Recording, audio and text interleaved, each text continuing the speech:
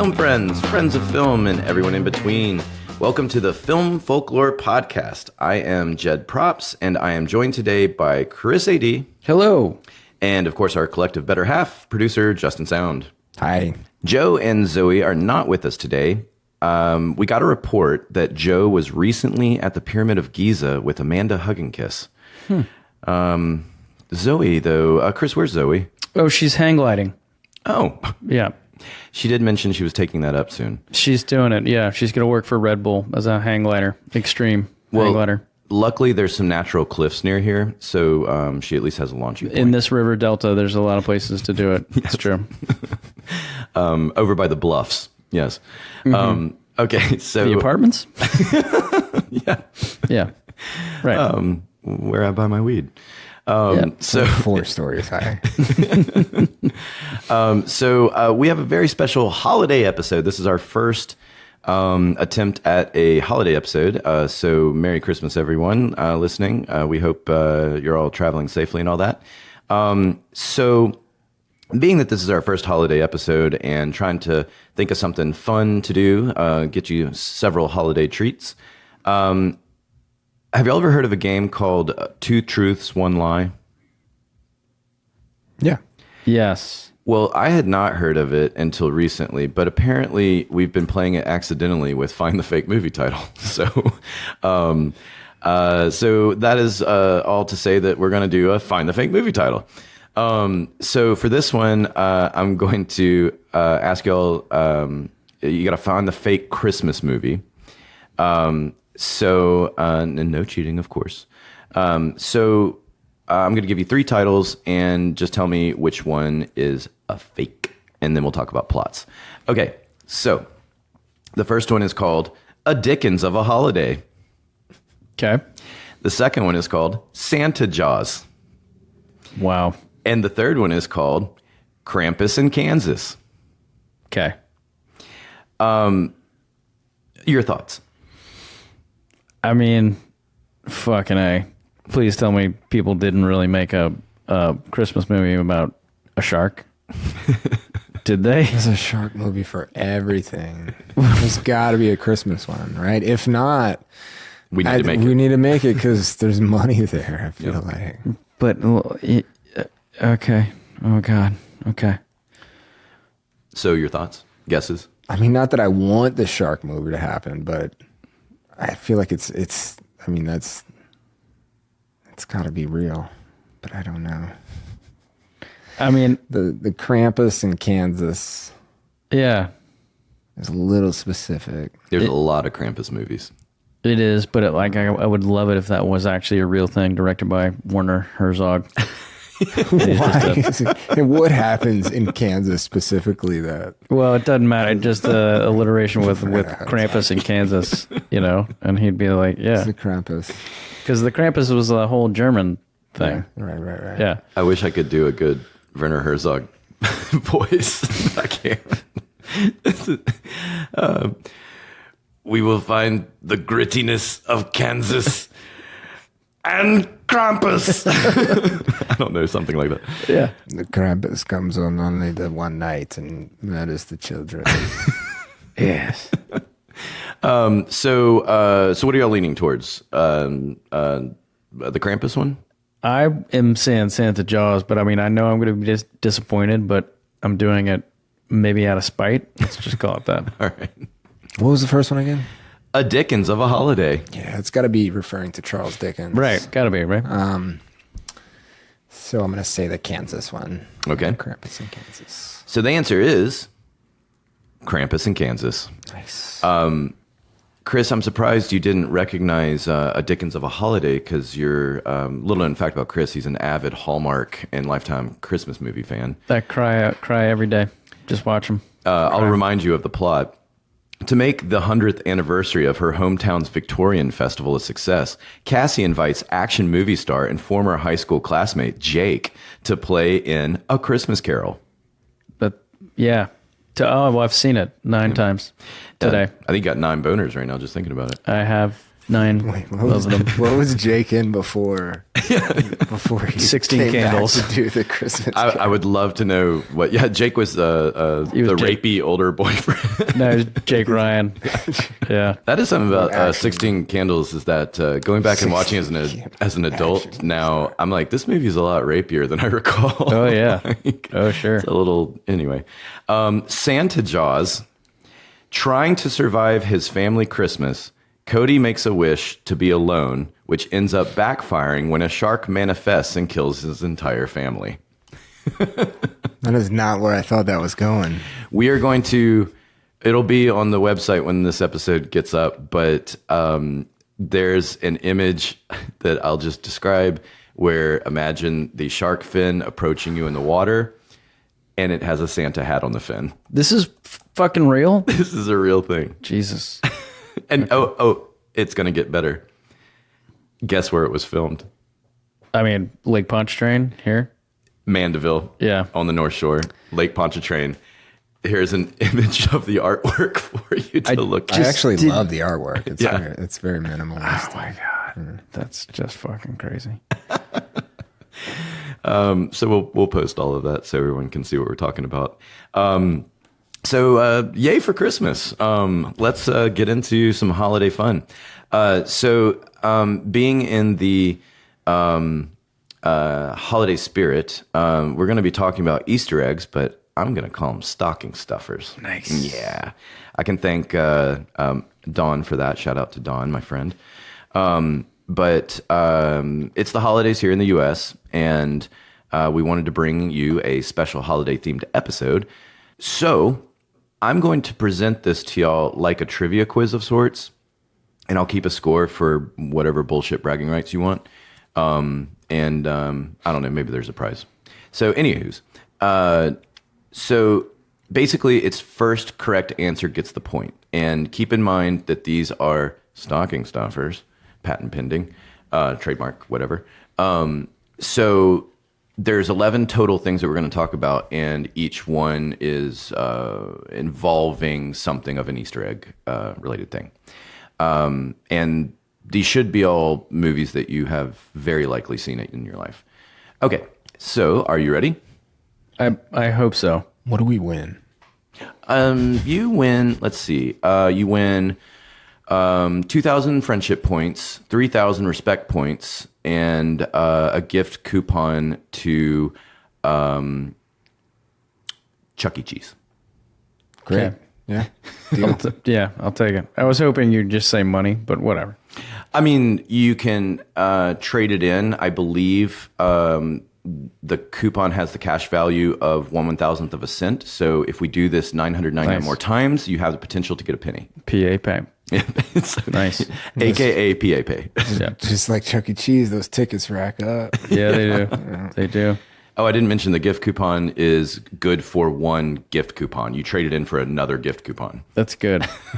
Wait, real quick side note on Chuck E. Cheese. Mm-hmm. So I did go to Chuck E. Cheese a year ago for a birthday party. It was for my better half's nephew. And I forgot that Chuck E. Cheese, he's just a rat. And it's just kind of like, here's some rat pizza where everything's dirty. Wait, her nephew's what, 42 now? 42. Yeah. Good guy. Good guy. Loves Chuck E. loves Cheese. dirty rat pizza, where everything's dirty. Yeah. Good. Since we're on the subject of Chuck E. Cheese, I think it was my 5th birthday party was at a Chuck E. Cheese. Yeah. And I was told I was too big for the ball pit at age 5. I cried at Chuck E. Cheese. I still have this horrible memory. Cried and then I took a dump in that ball. And that's when I took a dump in the ball pit. Joke's on you, suckers. Yeah. Me and the 9 other kids that did it. That one kid's been very still in the corner. I did work at a water park where a kid took a dump in the kiddie pool inside of like a concrete tube thing. Yeah. And I kept like going to check on him because he'd been in there for a while. And each time I'd go in, I'd kind of like lean my head. I'd see him with this like mischievous smile, and I'd be like, I don't know, something about that kid. He's up to no good. That's not. But I'm a 16-year-old at the time, so I couldn't really process more than that until suddenly there's like, a la, what is a Caddyshack? There's Yeah. a floater in the pool. The aqua dump. Yep. The old Snickers bar. The old Snickers bar. There's a great Chappelle show where he gives a little insight to the background of the fake poo that was supposed to be laid by the homeless guy. But he said that if you went and looked, there's a prop guy with a hair dryer that's melting like the Snickers bar or whatever. But he also got some of the candy bar on his hand, and he's just like licking his lips, going. It's like That's funny. yeah. Anyway, so let's get into our holiday Christmas trivia quiz. I should have come up with a name for this. You guys ready? Oh yeah. Yeah. Okay. Remember, first one to answer correctly, and we'll attempt to not have too much dead air. So the first one is thinking about A Christmas Story. What did the Mythbusters team test out to see if it is plausible to have this accident or not? Okay. Shoot your eye out with BB gun. It's a good guess. That's not it, though. But that is a good guess. You are Test that. You are thinking on the right track. All right.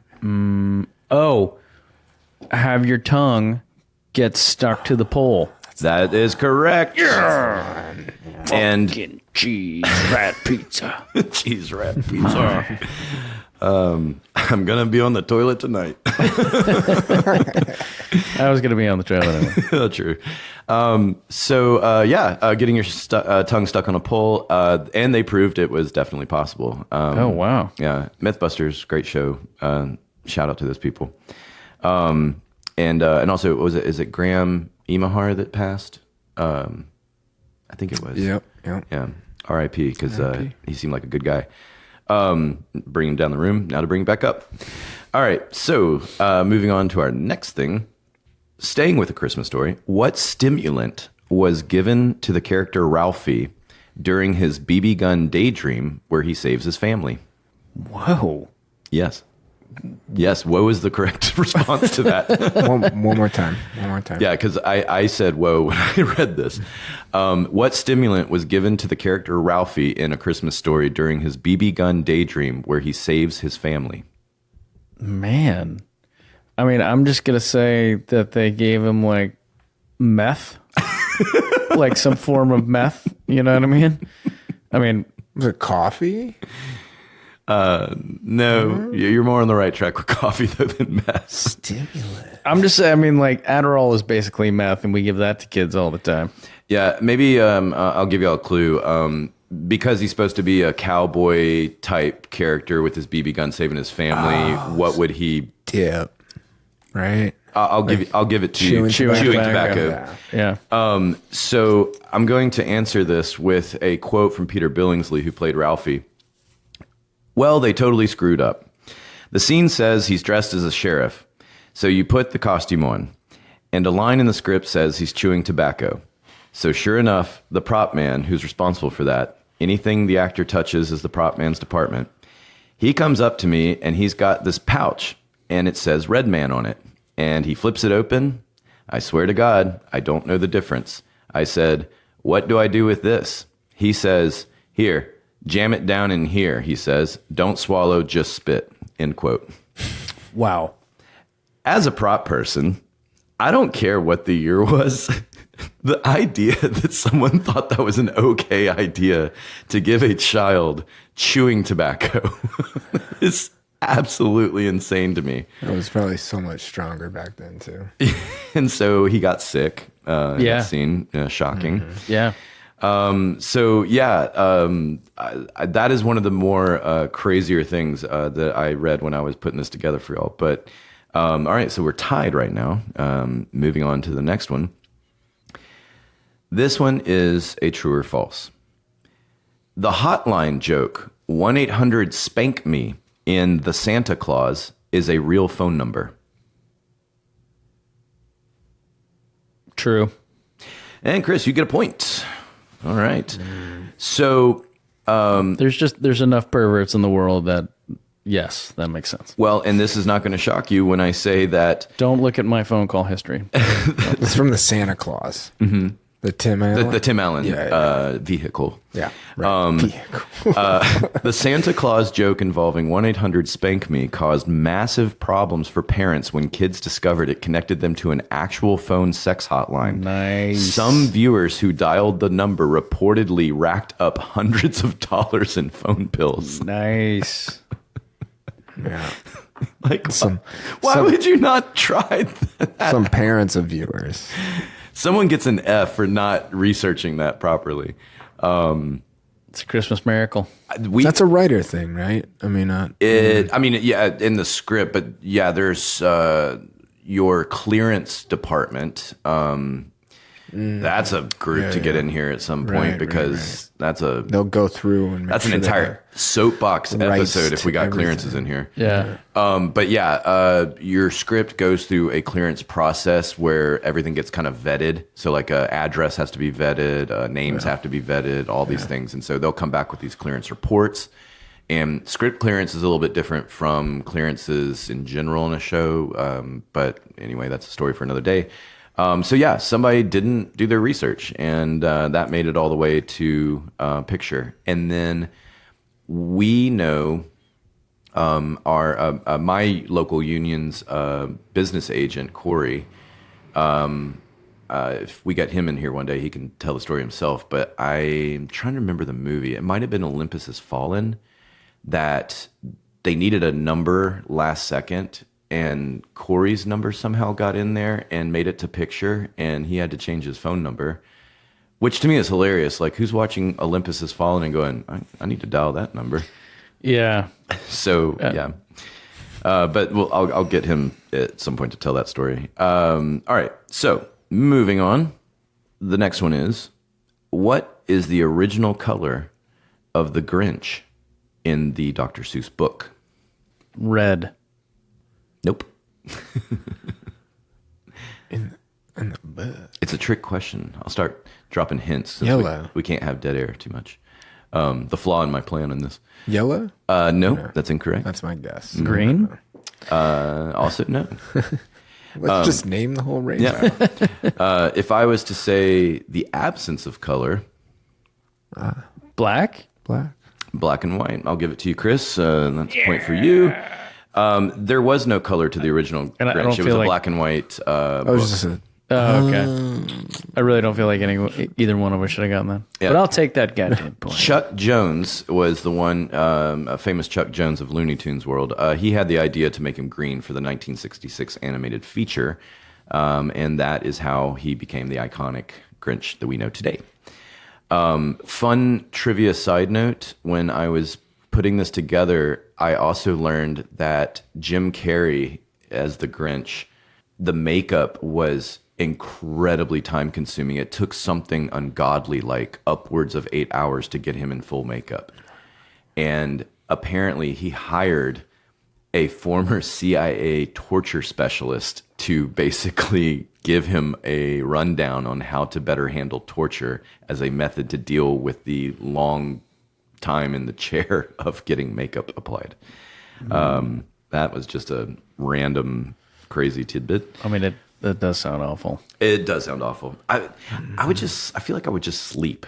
Like, isn't that what you typically would do? Yeah, I mean, I would think so. I mean, we'll get some hair and makeup people I in fall here. asleep as soon as I get in the barber's chair. Yeah. Like if 3 minutes in, I'm out. If anyone with Like, kids I will keep understand, bumping my head if you awake. put me in any idle position, I will go to sleep because that's what it is having kids. Yeah. Love them. Okay, so moving along, Chris has an early lead. So the popularity of Home Alone 2, Lost in New York, releasing caused a lot of families to go to the famous Plaza Hotel in New York to stay in the suite that Kevin was in. In today money, how much is one night for Kevin's room, Suite 411? Closest to the number is, we'll get the point. $2,500. I'm going to give it to Chris. It's $2,400. Yeah, I would have been way off. I would have gone up. I would have gone way up. Yeah. Yeah, you would have gone, or would you have gone I'm Price is the Right? worst at prices right. Yeah, I was going to say I'm $1. pretty bad at I would have that said too. like 10 grand. I have Yeah. no concept of how much that kind of thing costs. My the thing I always would, because I loved Price is Right, especially as a kid, but when you would have people making their bids, and you have somebody that will be like, they'll do the $1 trick, and then like the person next to him will go $2, and you're like, oh, what a dick move. Yeah, yeah, It's a dick move. yeah, Like, he already did the dollar route. Let the person have it, you know. yeah. But $1.01. and get your pet spader neutered. In what was this, 1992, that was $1,100 for that suite. It's now $2,400 in today money. And just like the family in Home Alone, clearly a universal thing that families can go to enjoy is a trip to New York, and then for $2,400 to stay one night to and be where Kevin was. Yeah. I wonder if the price will go up. He just got a Hollywood star. Macaulay Culkin. Yeah. Good for him. Yeah. So I wonder if that hotel price will, go up. Star power, baby. There you go. Can they make another Home Alone, but it's now aged Kevin that has been forgotten yet again somehow? I think he's now actually one of the bad guys, and he's breaking into people's He's homes. he's one of the wet bandits. He goes back to break into his childhood home, and some rich cunts are living there now. And he's I want the B story of how Kevin's decline took him to a burglar. you just open up on him, and he's smoking a cig in a bar. He's just knocking back a shot. Calls up Marv and what's his name? Oh Yeah. Shit. Hey, y'all got any work? He becomes a wet bandit. Yeah, it'd be great. He gets a gold tooth. Yeah. They go break into Buzz's house, like the annoying brother. You know what I mean? Yeah. That prick. Although amazing casting job, because that poor kid actor looked so perfectly like the dick brother that nobody wants to have. He did. So A+ casting. Yeah. All right. So moving along, Justin, you'll need to focus because Chris is pulling ahead. Yeah. All right. So staying with the Culkins, which Culkin brother has a small cameo in Home Alone and Home Alone 2 as Kevin's cousin? Kieran. Boom. Justin coming back quick. It's the only other Culkin I know. But I didn't you got even Rory. know his name. Oh, no. Yeah, I do know Rory. And there's the other ones. Kevin Haim. And There's Macaulay too. So Kevin Haim. Corey Haim. Sorry. Corey. which we were recording this on the same day as the Super Mario Brothers recording, and we talk about the Corys in that. And Chris, again, huge fan of Corey Haim and Corey Feldman. Just love him. If you tune into that episode, you'll get to hear Chris deep dive into everything he knows about him. They're the best. Yeah. So we want to tell you about Teaser Fest, burlesque excellence. Immerse yourself in a world of allure at Teaser Fest, a burlesque extravaganza in the heart of New Orleans from January 18th to 21st. 7 showcases, guys. Countless thrills from the timeless queen of the striptease at the Orpheum Theater with live jazz to the avant-garde Vera Tease featuring acrobatics in the same iconic venue.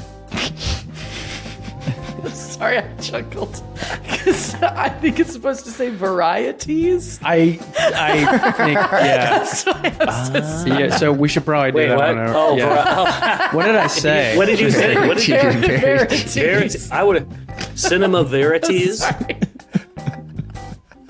You're, I'm sorry. It's like the kid in class. You're reading out loud, no, but I mean that's laughing at you. no. I feel like we should shame people more. I feel like it gets people on their toes. I see you went to the Varieties. Derek Varietos. Zoolander School for Yeah, kids who can't read good. variety. Yes. Yeah, varieties. Verities. Let me do 7 showcases, countless thrills, from the timeless queen of the striptease at the Orpheum Theater with live jazz to the avant-garde Verities featuring acrobatics in the same iconic venue. Varieties. Varieties. Somebody else do it. Somebody else do it. Hey, man, you want to take a sip of this? 7 showcases countless thrills from the timeless queen of the striptease at the Orpheum Theater with live jazz to the avant-garde. You're not going to be able to get through it. Sorry. I'm so sorry. I'm just one more time. 7 showcases countless. That wasn't me.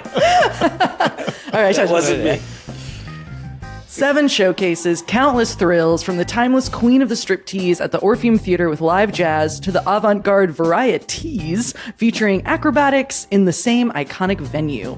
It's at the Orpheum Theater, gang. Witness burlesque magnificence in this historic gem, a perfect backdrop for the extravagance of Teaser Fest. After Dark Adventures, explore edgy, one-of-a-kind acts that redefined late-night entertainment. Teaser Fest celebrates New Orleans culture with live music, crafted cocktails, and intimate performances. A festival like never before. Elevate your senses at Teaser Fest, promising enchantment, amazement, and a celebration of burlesque in all its forms. So get your tickets now. Visit teaserfest.com and secure your place at the hottest burlesque event of the year.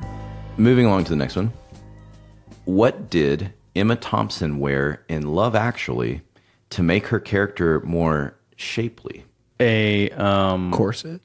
No. a bustier. No. I'll give you guys a hint. When I read this, I was very shocked because I'm like, it didn't seem to fit with the way I've seen her in the movie. I have a picture here I can show y'all too. But it's like, if the idea was that Emma Thompson was anorexic in real life, then she had to put on a what to look normal? Fat suit. There you go. All right. It was a fat suit. And now I'm going to show you all this picture. And you tell me if this is a fat suit on Emma Thompson or not. That is insane. That's weird. I think fat suit is the wrong language for whatever it is she was putting on, because she looks completely normal there. Yeah. She does. So all of that said, if you go looking that up, you're also going to stumble into an entire hate world of people who are anti-fat suits. And that's a conversation for another day. What department is fat suit? Costumes. Okay. Is that right? Usually like a Pregger belly. Like props has them, but generally costumes is usually the ones that put them on. It's interesting. There are I have done some projects where there's it's been a discussion. Usually that's actually a good thing to bring up. Sometimes when there's things that could be considered a gray area, as long as the departments involved talk it out ahead of time, right, then it can be, you figure out, who's going to take it into their budget, right, who's going to do the thing. So it can easily be resolved. The problem we encounter a lot of times is departments don't talk to each other, and then there's an issue. Right. But yeah, we had an episode on a show last year that a woman had a fake belly on, and she was hiding things into it. And so for that, we're like, well, I guess it's props then, because we're declaring it a fake belly, that we're exposing it as a fake belly. And so then we just had to have the conversation with costumes to say, do you want us to do this? Since we probably need to figure out how she's going to put things into this and stay in place and all that. And when you approach another department, and this is not throwing costumes under the bus, but when you approach a department, you basically say, I've already figured out an idea, and also it's a chore for us, not you. Generally, the other department's going to go, well, that sounds great. Good luck with that. Yeah, totally. But yeah, so apparently there was a fat suit. So moving on, Faison Love, the actor who plays the Gimbal store manager in Elf, very funny man.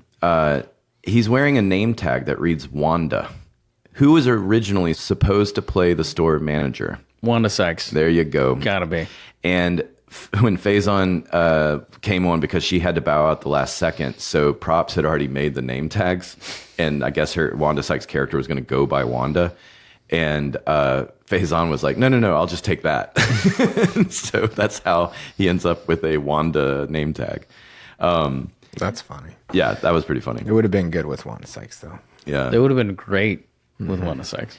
There's a because we've talked about possibly doing an episode or episodes about it, but there's a whole world where actors and also certain like crew above the line, they get attached to projects, but then maybe they ultimately bow out for some reason, or then it switches and becomes another person. Jim Carrey was the original person attached to be Elf, and there's another universe where like I can picture it. Oh, yeah. You know, Yeah. I love the Will Ferrell Elf, but yeah, the Jim Carrey Elf, that would be an interesting one. All right, so now we're getting into some fun nostalgia. So in the 2004 Robert Zemeckis Polar Express feature, the train engine has a unique component. What stocking stuffer, if you remember, from another Zemeckis series can be seen as a component in the train's engine? I think I know this. Mm-hmm. A flux capacitor. Boom! Really? I mean, dude, it just like I haven't even seen that movie, but I was like, Zemeckis? Yeah. It's got to be a Here fucking. is a picture, There you go, man. and I'm showing to Justin now. There you go. We'll post it so everyone else can see. And I hope people playing along at home are also keeping score, and you're telling people in your car currently that they suck at their trivia. And yeah, let's move on. So, And yelling at me. yeah. You suck. As long as we're causing holiday arguing, because what Christmas would be without family arguing. So the next one is, in It's a Wonderful Life, George Bailey accepts his life and shows appreciation at one point for the broken post on the staircase in his home. In Christmas Vacation, what tool does Clark Griswold use to fix his broken post on the staircase? Chainsaw. Chainsaw is correct.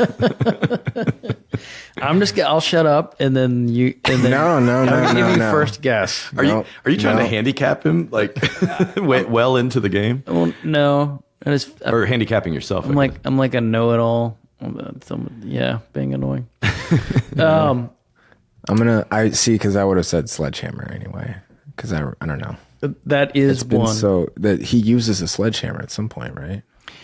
I think so.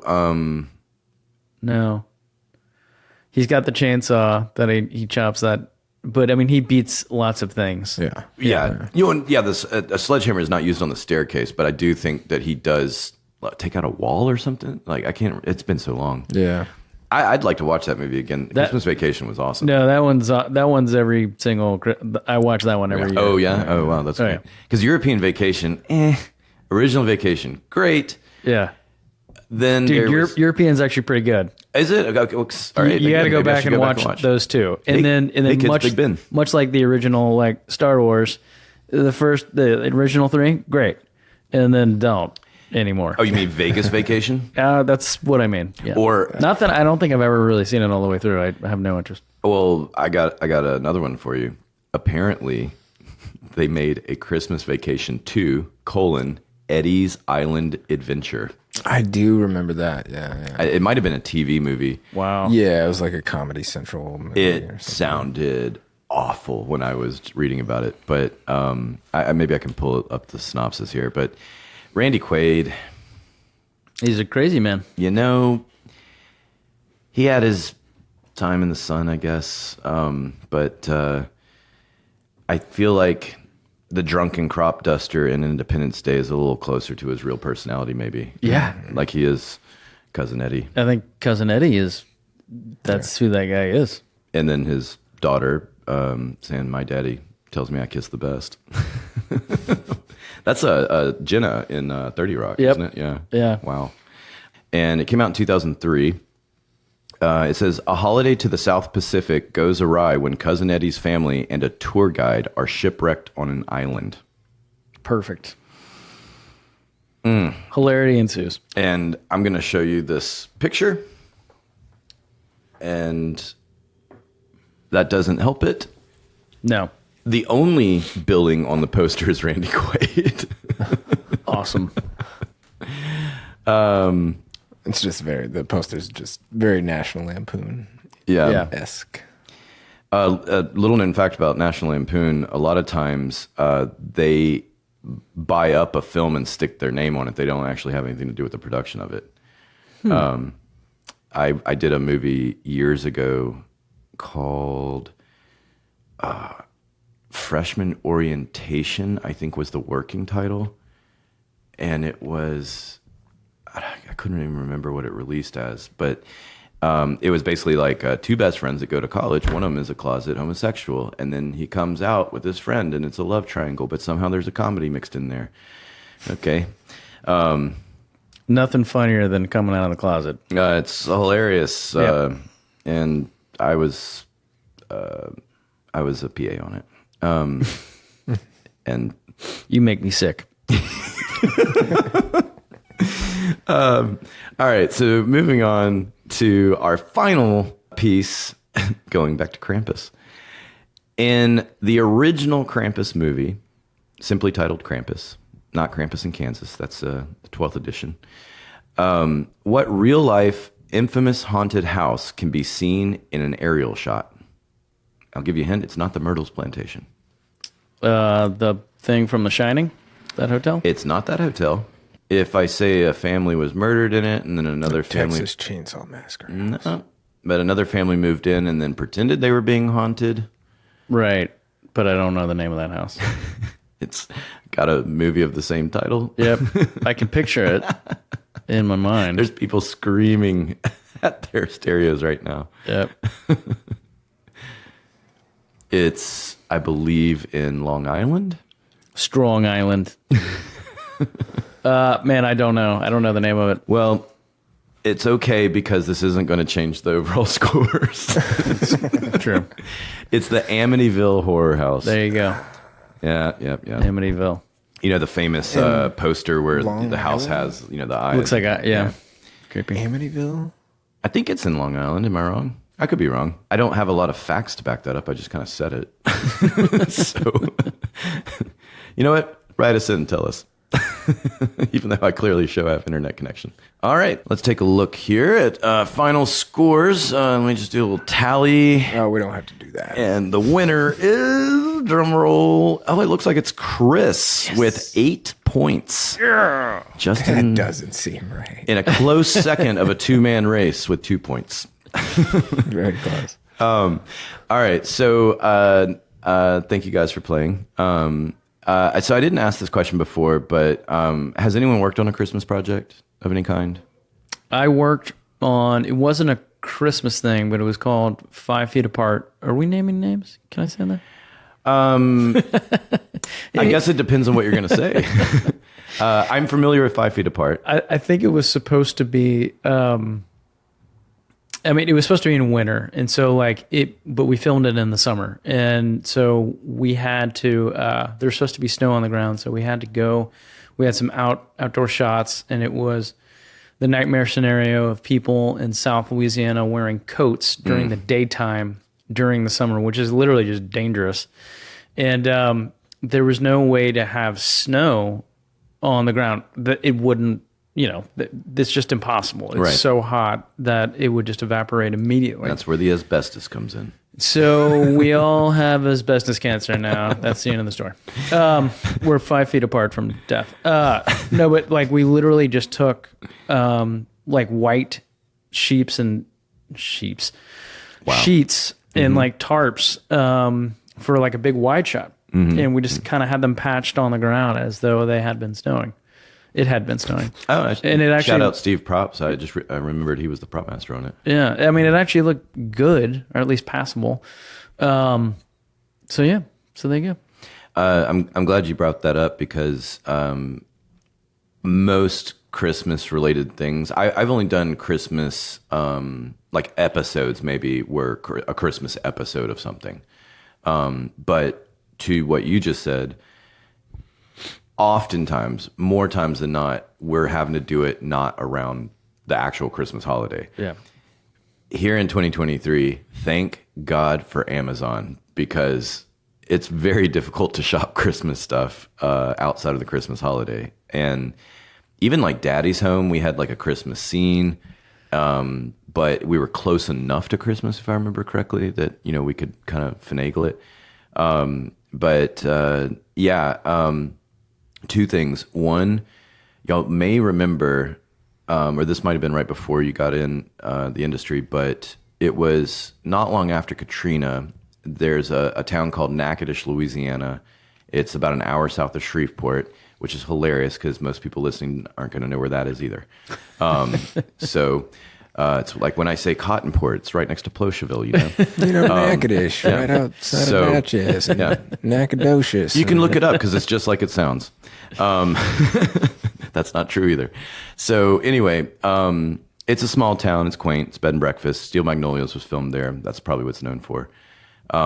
Well, John Goodman did I think it was called A Year Without Santa Claus was the name of it. But they shot it in July. I think it was July. So it's like god-awful hot. You're in the deep south. And you're John Goodman. This is actually how he lost all his weight. That's not true. I mean, just putting anyone in a Santa outfit outdoors in that, I mean, it's just, that's torture. That is a form of torture. I mean, if it's a year without Santa Claus, what is he? Yeah, what's he doing? I mean, it's realistic, right? You know, it's in the summertime. He's got his board shorts. I don't know. I haven't seen it, but yeah.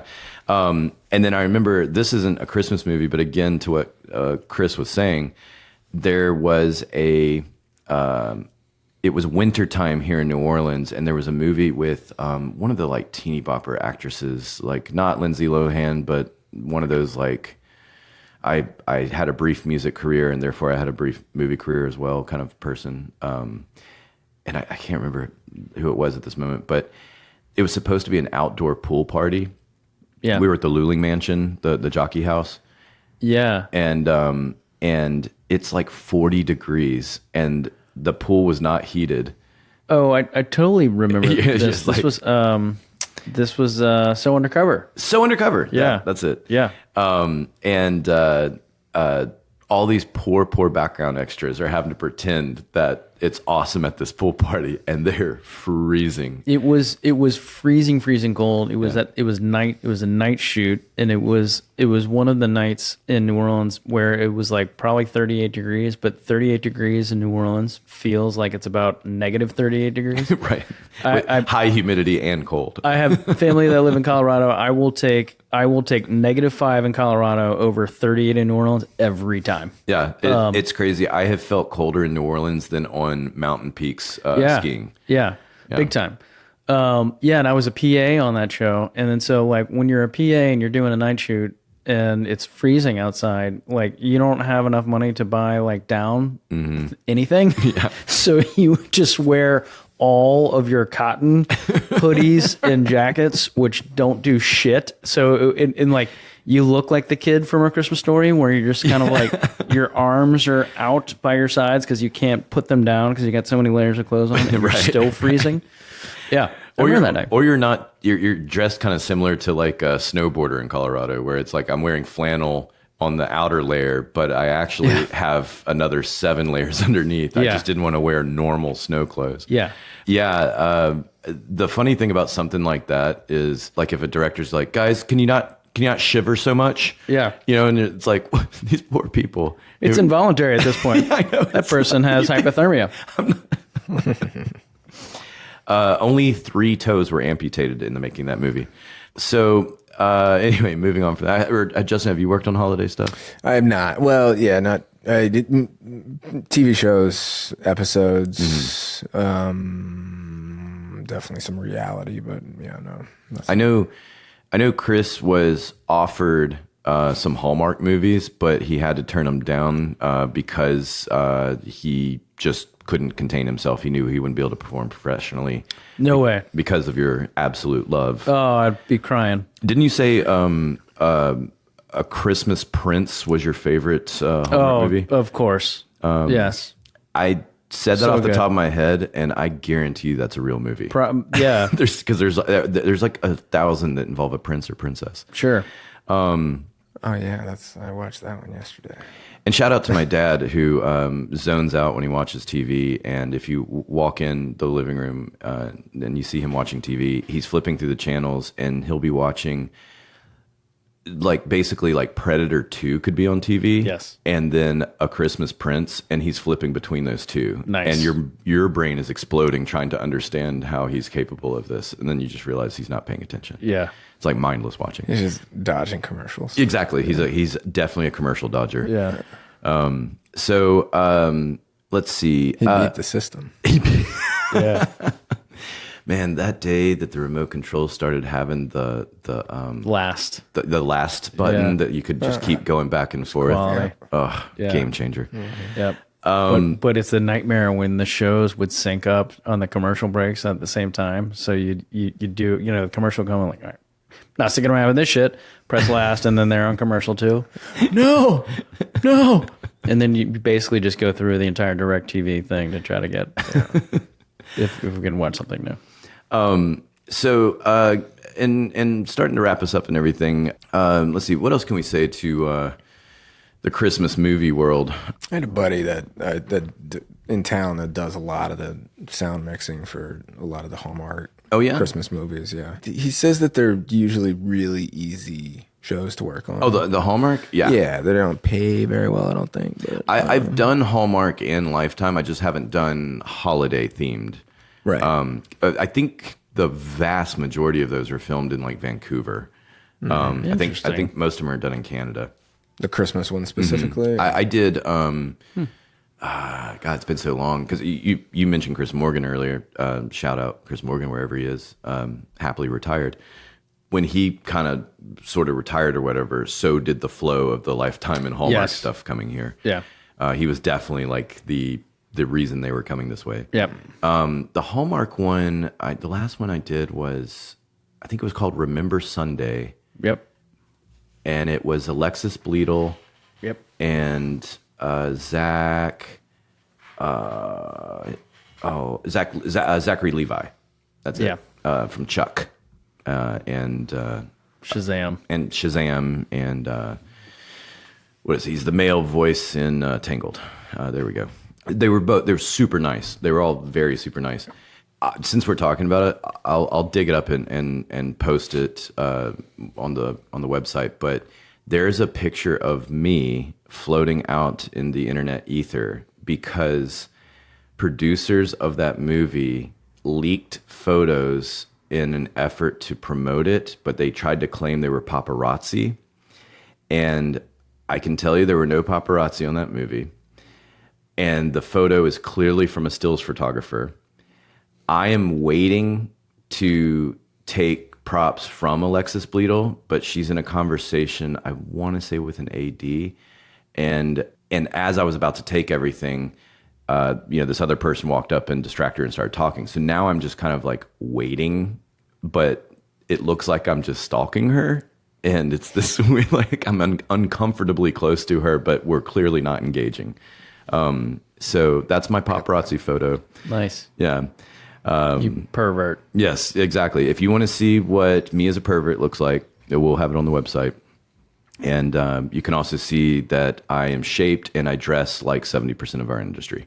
Nice. So that said, this is our first Christmas episode, and we hope you all enjoyed a little holiday fun. We hope everyone is having safe travels wherever they are, and safe holiday, safe normal days for others.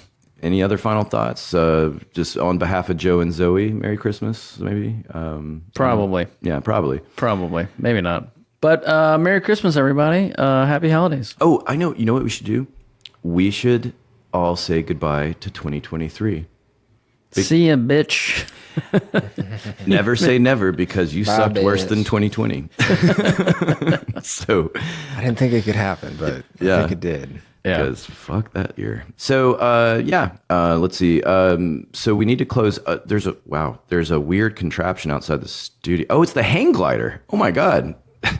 Zoe just landed in the street, and that's unbelievable. Oh my God, she's walking in right now. Your timing is always impeccable. It's amazing. Will you close us out, Zoe? Yes. Do you like what we're doing here? Do you have thoughts, comments, questions?